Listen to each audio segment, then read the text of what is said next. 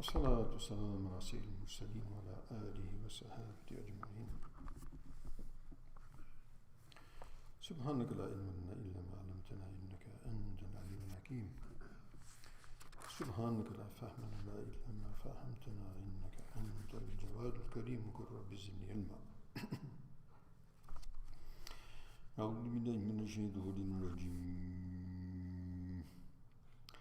ذلك من أنباء الغيب نوحيه إليك وما كنت لديهم إذ يلقون أقلامهم أيهم يكفر مريم وما كنت لديهم إذ يختصمون.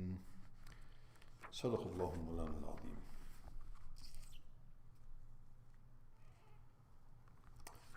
So continuing with the narrative of As-Sayyidah Maryam alayhi salam, and after the glad tidings of the angels by the order of Allah subhanahu wa ta'ala that Allah subhanahu wa ta'ala has purified her and chose her and selected her above and beyond and over all of the women of her time, and instructed her to remain devout and obedient and attentive to Allah subhanahu wa ta'ala and worship Allah subhanahu wa ta'ala with the worshippers in the best of possible ways. So Allah subhanahu wa ta'ala mentions here, ذَلِكَ مِنْ أَنْبَاءِ الْغَيْبِ. This is among the news or the events which took place in the unseen. Of course, it was a different time. It was thousands of years earlier. And Allah subhanahu wa ta'ala mentions, نُوحِيهِ إِلَيْكَ, we have revealed these to you. Otherwise, Nabi alayhi salatu had no way, no approach to this information. He had not studied, he was illiterate, there was no one in the area who had knowledge of such things. وَمَا كُنْتَ لَدَيْهِمْ إِذْ يُلْقُونَ أَقْلَامَهُم أَيُّهُمْ يَكْفُرُ مَرْيَمَ وَمَا كُنْتَ لَدَيْهِمْ إِذْ يَخْتَصِمُونَ. You were not with them.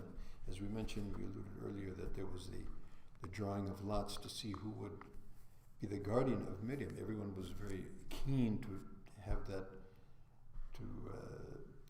position and to have that virtue, to be the one to rear and be connected to such a pious and illustrious woman at that time, a small child. So you weren't there. You had no clue about it. How did you know about that? Obviously, it is revelation from Allah subhanahu wa ta'ala. You were not there when they cast their pens. So, as we said, there was a drawing of lots. So, how did that took place? The Mufassirin mentioned that they decided to, as we mentioned, that Zakaria alayhi salam mentioned that, well, I have more right because her aunt is with me. And as we mentioned previously, that Nabi alayhi salam has mentioned that the aunt is like the mother, because the mother's sister. So she takes that place. In spite of that, there was a sort of a bone of a contention. So, okay, fine, we'll draw lots. Now, how did they draw lots? They mentioned an amazing way in which they did that. They said, we'll take our reed pens. Of course, in those days, they didn't have Parker and Schaefer pens. They had reed pens. So they would take the reeds and they would, cut them.